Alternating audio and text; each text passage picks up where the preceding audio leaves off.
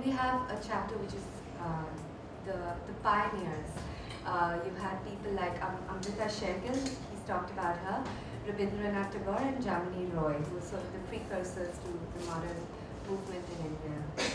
Then we have a chapter on the 50s, a chapter on the 60s, and a chapter on the 70s. And these are really wonderful chapters, pretty large and bulky, but each essay sort of talks about some of, a lot of the artists' first one-man shows and sort of looks at the development of their art across these 3 decades. So roughly that's sort of an idea of what the book is about.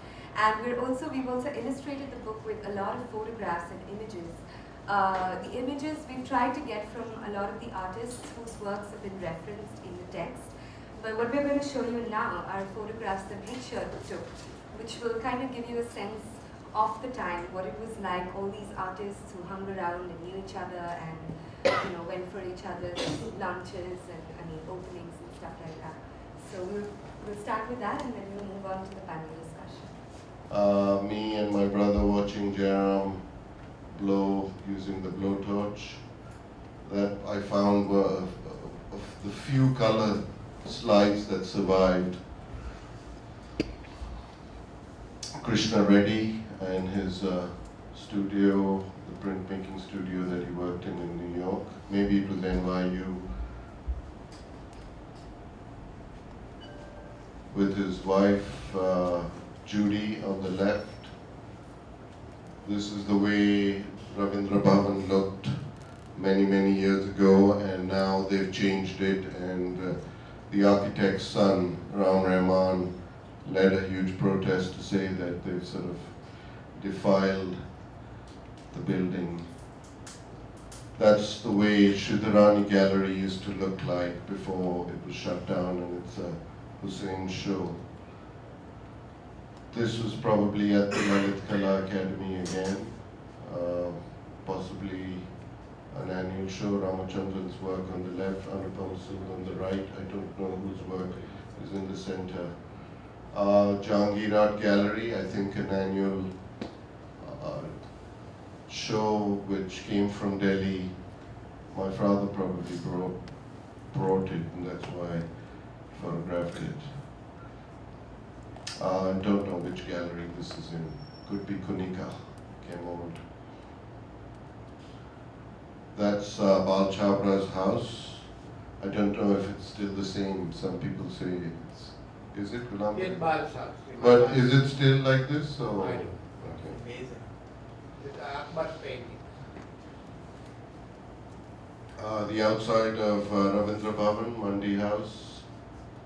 If much of criticism today is non-functional, it is because many artists believe implicitly, and correctly I think, that critics do not take their art seriously.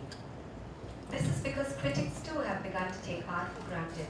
They have lost sight of the place of the artist in society, and they have replaced the understanding of the creative process with the flotsam and jetsam of European art criticism. Critics are timid, non-committal, and have no zeal to crusade for art. They have neither the courage nor the stamina to wage a relentless war against false and mistaken values. If criticism is to be informed and free, the credo and its sanctity must be constantly borne in mind, and the right of the critic to hold an independent opinion must be maintained. It is the duty of the critic to find channels for voicing this freedom of opinion. No person becomes an art critic by writing 6 column inches of appreciation 10 times a month. He must do better and more. So I wanted to start on this particular note, and I would like to address my first question to Ghulam Bhai. I would really like it if you could respond to the passage that I just read, because Ghulam Bhai studied in Baroda and then he went on to teach for many, many years. And he is himself an art critic, and like Richard is also a poet. So I'm very curious to know what you see as the role of the critic, then and now. And I think the state of art criticism that we found ourselves in at that point of time, the late 50s, was rather dismal, I would say, because there were, one level, very few who wrote on art and sat and there wasn't that kind of an awareness of what art criticism was. In fact, there wasn't even a debate. All I remember is that in Baroda, where I was teaching, later, but at that point of time, the university also started a course in art criticism. That was in response to the situation that we belonged. All one knew about Delhi in those days was that there was Charles Fabry, another big name in the world of art and also in the world of performing arts. He wrote on Odissi, in fact, Odissi. And then there are few other names, but the name that rises above all is of Richard. And one had heard of Richard, one known of Richard, of his frank and forthright manners. I didn't have the opportunity to meet him until I went to Delhi, and that must have been in the 60s. But I think there are some of the sentiments that he has expressed. I think many artists also echo. It's not just somebody like Richard, but many others, because the state of art criticism at that point of time was rather very, not much to write home about. So, extending from that question, Pablo, I would like to ask you this desire you had to make this, to finally try and put this book together. Is it in some sense a response to the situation at that time where there was a complete absence of art critique? And do you think things have changed? Do you see your father as a representative in some way of that generation? I mean, I'm basically trying to get at, the session is called Remembering Richard, and why do you think it's important for us to remember Richard? Well, I guess every kid thinks his dad is a great guy. So that's on a very basic level. But it's also, the way he died has been a kind of torment for me. And this is, I believe, one way that I'd be able to get rid of that ghost. It's a very, very traumatic event in my life, because I was in Delhi when it happened. It happened in the Lalit Kala, in the office. They just took him to the chairman's home, and maybe if they'd taken him to the hospital, he may have lived, who knows.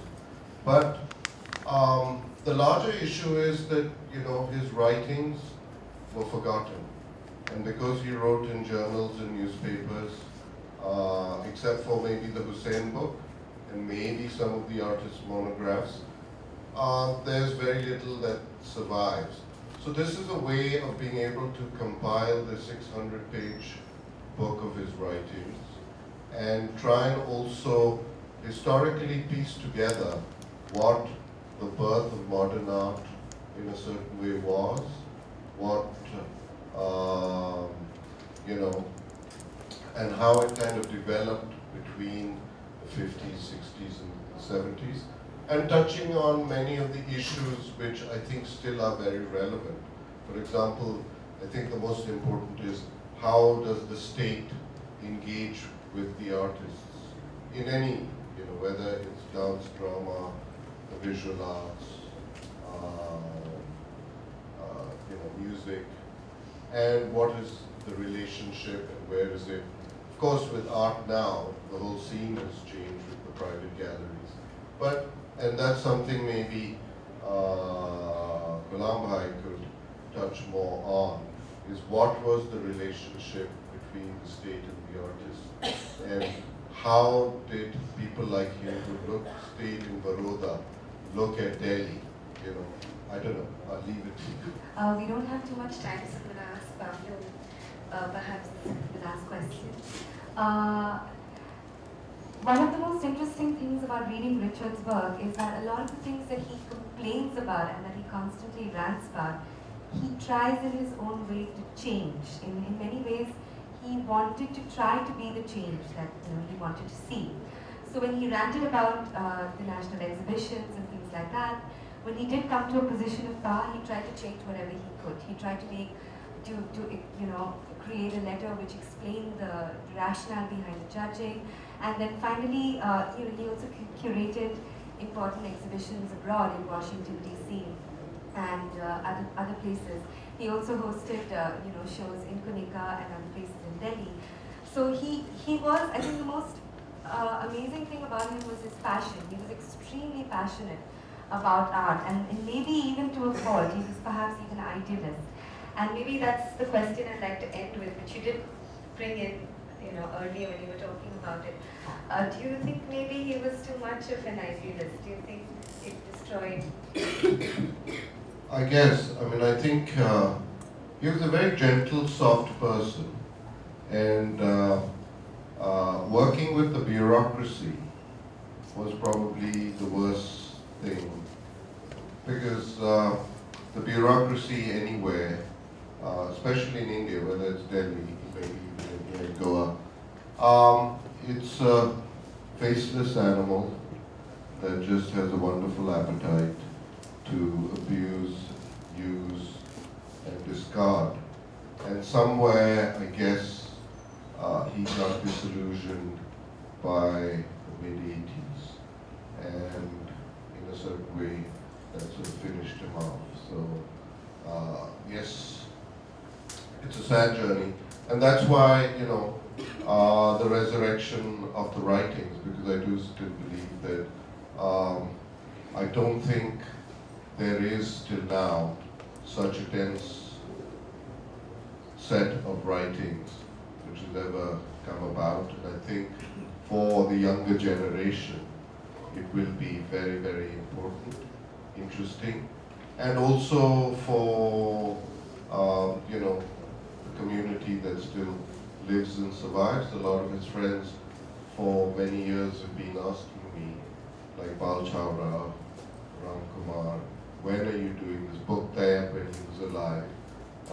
So in a certain way, I think I collectively owe it to many of these people for their memories, for their contributions, and for the people that they were. There is a Goa connection to it, which is that my mother started to edit the book with Carmen Cargill, who is the wife of Nandan Cargill, who was at the Express for many years. Carmen herself was the editor of Span magazine in Delhi for over a decade and knew many of the artists very well. So they made a great team and did the first major structuring of the book, and then my mother had a stroke. My mother was one of those people who always ran off on her theatre political workshops to Bangladesh, Pakistan, and within India, and she never quite put enough time. And then when she had a stroke, I thought that I'd wait to see if she would recover, and she didn't. And then I took a few years to sort of let the book lie, and then revived it again in 2009. And Rosalind is the second editor, and I felt that there's a younger voice would be very interesting to go through that structure. And then she sort of tightened it up further, and I have Geeta Kapoor, who volunteered when she heard that I was doing the book to do the introduction, and I asked Kalidas also to write. Again, I felt that somebody from my generation to write, looking at the times as we grew up. I'm not very good with words, but I thought Kalidas would sort of do justice. So both these are still being written, and hopefully end of the month or the deadlines sort of will happen, and we go to press in January. Thank you. Meanwhile,